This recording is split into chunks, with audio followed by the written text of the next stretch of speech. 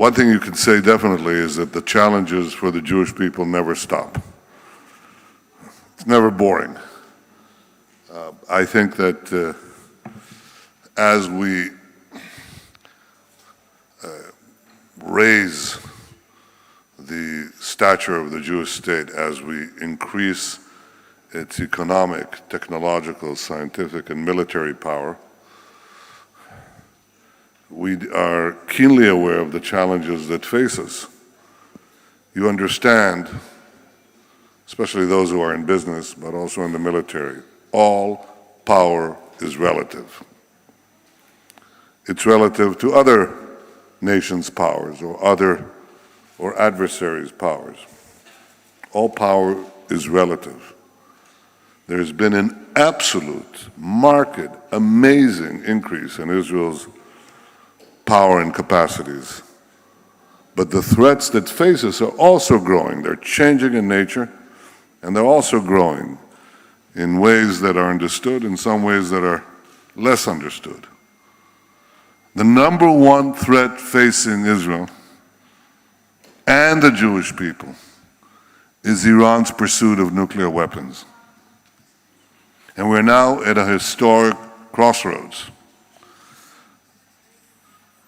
The negotiators are discussing a deal that will endanger Israel's survival. It will endanger the security of the region.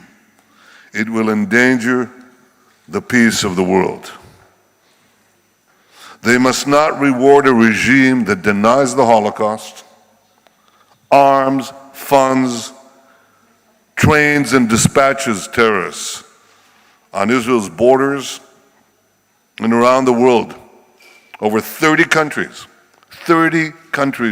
in almost each continent.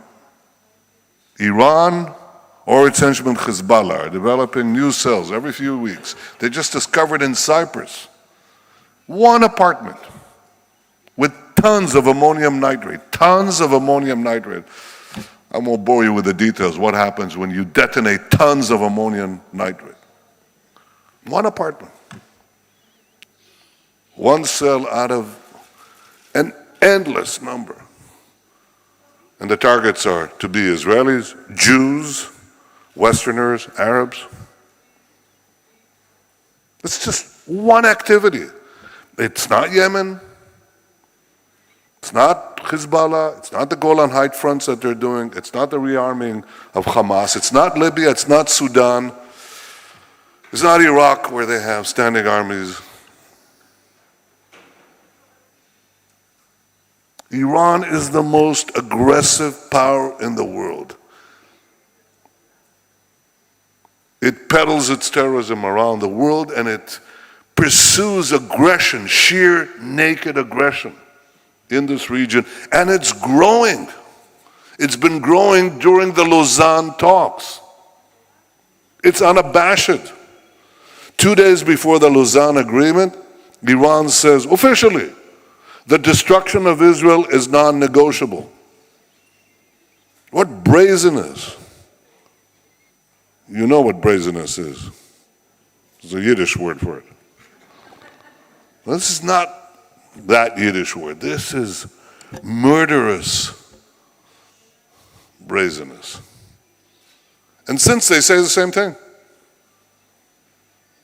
they're out to destroy us, but they're out to conquer everything else in the Middle East, and to have the ability to have nuclear weapons, yes, deferred a decade.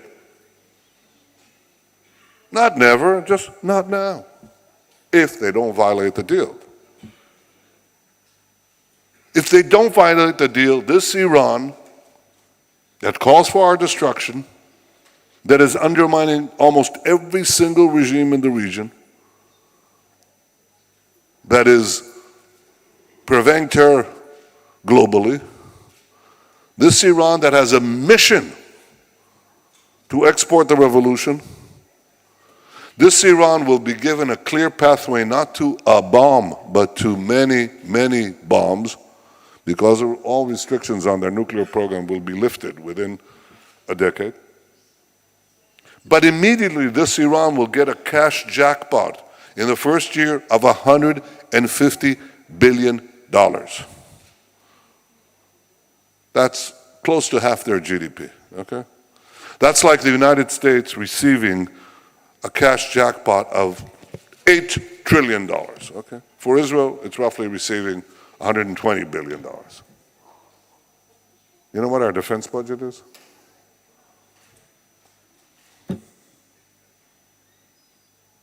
Now, what do you think will happen with that money? Will it go to courses and classes on coexistence with Israel and harmony among peoples, or do you think it'll go to arm the revolution? What a question. So the consequences of the Iran deal is not merely the non-conventional threat that will be hanging over our heads, it's the immediate conventional threat of arming more weapons, more missiles, more precision-guided munitions, more Yachont missiles, more SA-22s in Lebanon, in Hezbollah, against Israel, against Yemen, on the Straits of Bab el-Mandeb, everywhere, and more terrorism worldwide. Big mistake, historic mistake. I urge the P5+1 not to sign this bad deal, which is getting worse by the day. As Iran walks away, even from the Lausanne agreements, refusing to have, for example, inspections on its military sites. It's you can inspect us, but not in the places we choose. We decide that you don't inspect some inspections. That's exactly what they're saying. And the many other retreats from the bad deal of Lausanne. This deal is getting worse by the day, and it should not be signed. It has been said, better no deal than a bad deal, better no deal than a terrible deal. And that's what the choice is today. I urge you to make your voices heard in your respective countries, because it's not too late to stop Iran. It's not too late to stop this bad deal. And our people are summoned at given times. If we've learned anything from our history, anything, is that when you recognize a clear and present danger, don't treat it as routine. Don't sit on your hands. And for God's sake, don't keep your mouth shut. Speak up. Be brave. Be clear. Be confident when you speak the simple truth. This is what is required of us. This is what is required of leaders. And I know this is necessary not only in the front of Iran, but in the general front against anti-Semitism, which is showing a resurgence. You all witness it, you're dealing with it, you're fighting it. But Jewish communities everywhere, and especially across Western Europe, are increasingly challenged. They're naturally worried about their security. Some communities are worried about their future viability, and not only their present security problems. I appreciate the fact that governments and leaders in Europe have taken a clear stance, a principled stance. It's important. But we also have to recognize that there is fertile ground for this resurgence of anti-Semitism, which after the horrors of the Holocaust, some believed that it had been laid to rest, and of course it hasn't. The resurgence we see in Europe is unfortunately on many fronts. We see anti-Semitism on the far right, we see anti-Semitism on the far left, and we see anti-Semitism among the Islamists. And it's become prevalent in an educated and politically correct circles. By the way, whatever you are, do not be politically correct. Just be correct. You know, just be correct. And the one thing that extremists on all stripes seem to agree on is hatred of the Jews. There is no place for this hatred in Europe or elsewhere. And it must be fought. And the hatred of the Jews, the traditional things that have been said about us over the generations, that we are poisoning the wells, that we are drinking the blood of Christian children, they actually say that about the Jewish state. They actually say we're poisoning the wells. I don't know if we're drinking the blood of little children, but we are deliberately spilling the blood of little children, so they malign us. Children in Gaza, you know, we treat the children of the people who fire rockets on us. They're in Israeli hospitals. They come from Yehuda v'Shomron, from the West Bank. They're in Israeli hospitals. You go to Hadassah, 50%. I don't know if it's 50%, but it's in the order of magnitude. A very large number, very large share. Children, Arab patients, treated in the finest Israeli hospitals. Can you imagine that? In Gaza happening? Can you imagine Jews being treated there? You know what treatment they give Jews there. In Khalib? That's the truth. And yet this truth is violated so brutally. They send flotillas to Gaza. Israel is the only force that is actually allowing reconstruction, encouraging reconstruction of Gaza. They send flotillas to Gaza. They don't send flotillas to Syria. It's amazing. This travesty of justice, this violation of the truth, the rape of truth. And you have elites that express an understanding, not an understanding, express support for it. Now, what are we to do in the face of such slander? See, in previous times it was said, don't rock the boat. I say, rock the boat. Don't accept it. Speak up, speak back, expose the lies. Because that's the other thing that we learned. It's not merely to resist the physical attacks on us, it's to resist the slander that precedes the attacks. And stand up. Nobody will respect you if you don't respect yourself. Nobody. I thoroughly reject the idea, let's not make an issue of this. Let's not make an issue of these boycotts. Let's accept some of the slander because otherwise we'll be making waves. Yeah. It's one of our great misfortunes that we didn't have the capacity to fight back on the moral side. And if you look at successful movements, successful minorities, social movements, you see that the ones that succeeded are the ones who stood up. They didn't shy away. They didn't shutter themselves in some isolated place.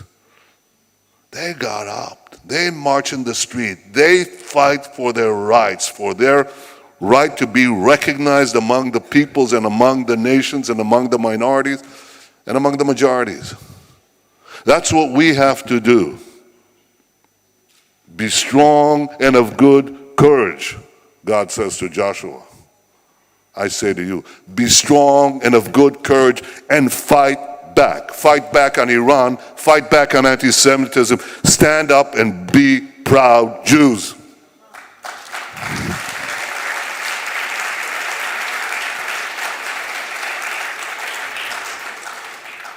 So Jews have a right to personal security and collective security and the ability to speak the truth. But Jews have another right that was denied to them for centuries, and that's the right to make Aliyah, the right to return to their historic homeland. This is not a command, it's a right, it's a choice. And for those Jews who choose to exercise that right, we will welcome you home as brothers and sisters. And this year, with the help of the Jewish Agency, we've already welcomed home thousands of Olim from France and from Ukraine and from other countries as well. I've asked Ze'ev Elkin and Natan Sharansky to bring me a plan to ensure the successful aliyah and absorption of these Olim and of the many thousands who will follow them, and I surely can see that many, many thousands will follow them.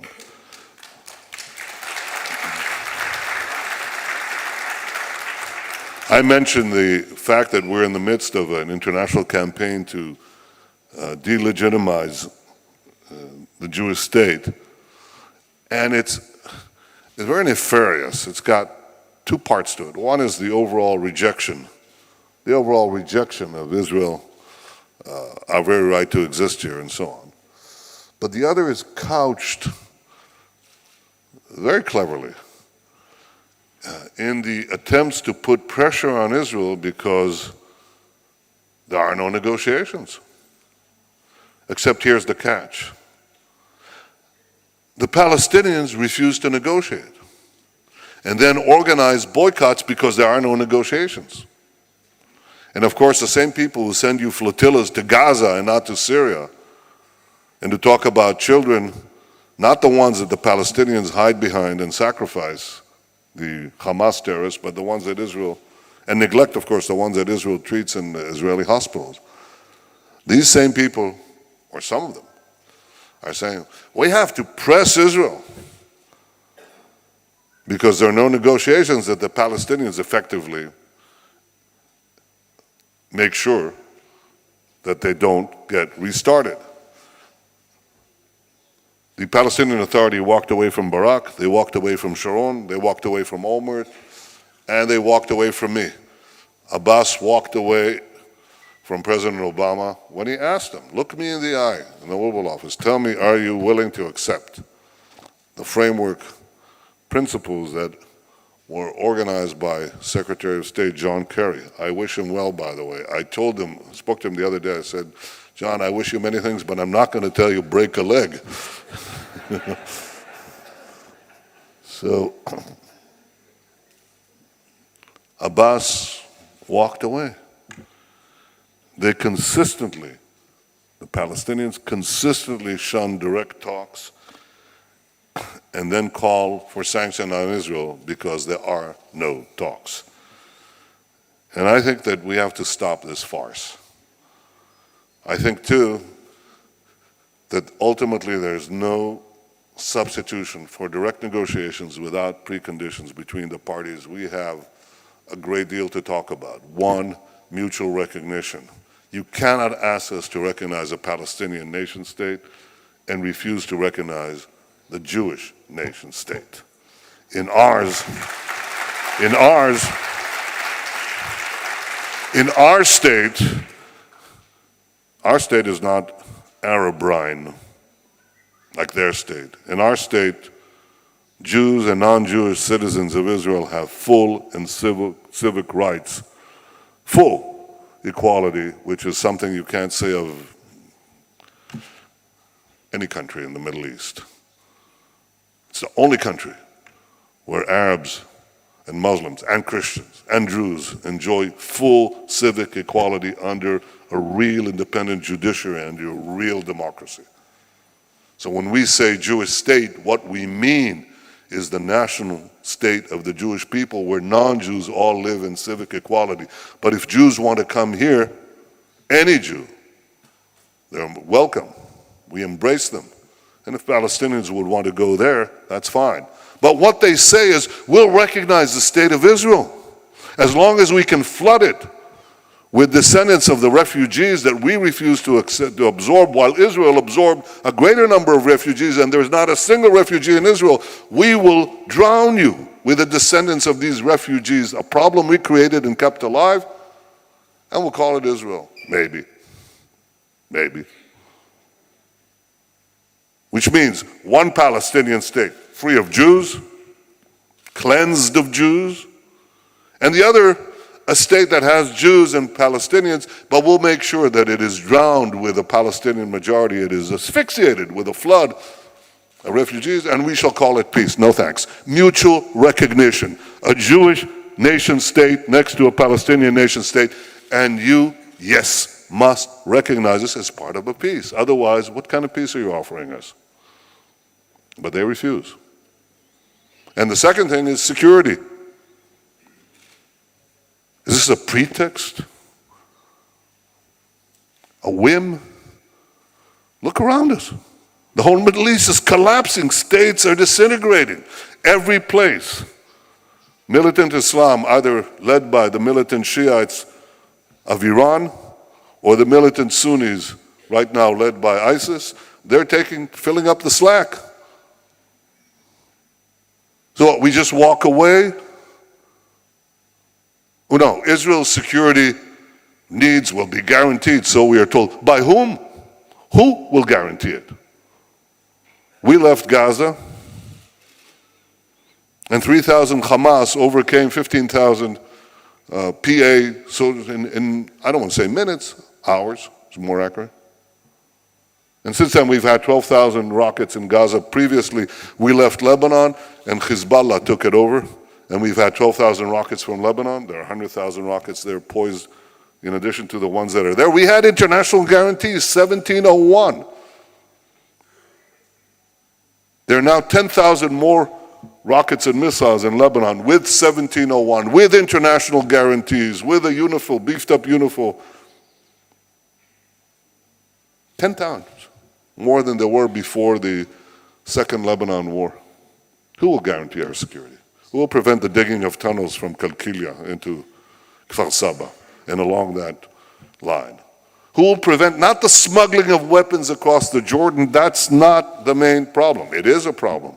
It's the manufacturing, the self-manufacturing of weapons in Ramallah. Who will do that? Who? Somebody has to do it. And the answer is there's no possibility of a viable peace in the Middle East as it really is, where Syria doesn't exist anymore as we knew it. You know, there are now many Syrias.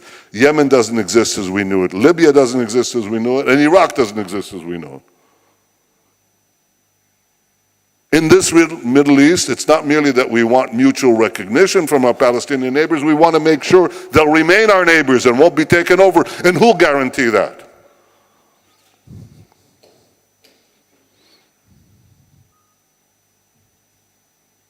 Only us. Ultimately. We don't want others to fight and die for us, but only Israel can guarantee the security of Israel and, paradoxically, the security of the Palestinian Authority, which we're already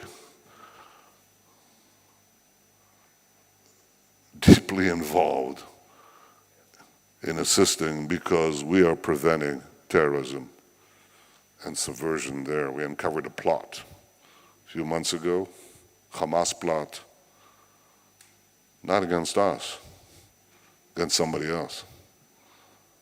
Only Israel. In any peace agreement, there has to be a recognition of the Jewish state and the right of Israel to defend itself by itself must be guaranteed. These are absolute, simple, clear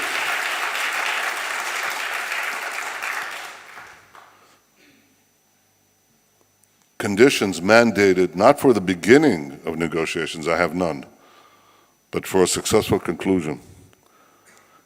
And I raise these things because I think we have to have a common sense, clarity of what is required, but also a deep conviction of the justice of our cause. And I know that you, each of you, is engaged in this battle. You should be armed with the facts.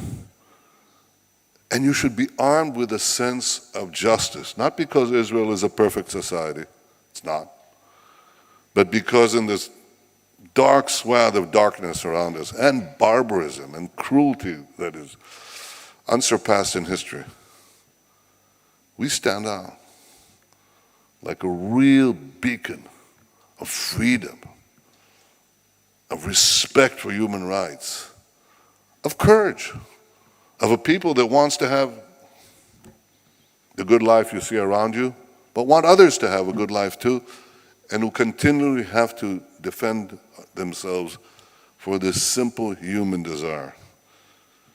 So I commend the important work that the Jewish Agency is doing on the campuses to try to instill this basic truth. And I know how tough a battle it is. That's why you should be joining it, and you are. And deep down, delegitimization is not about this or that Israeli policy. It's about our right to exist here as a free people, our right to defend ourselves, our right to determine our own future. And I think that our most potent weapon against delegitimization is the truth. I've spoken the truth here, not all the truth because there's no time, but important components of it that have to be repeated again and again and again. We must speak the truth clearly, repeatedly. I'll tell you the thing that I think most important, proudly.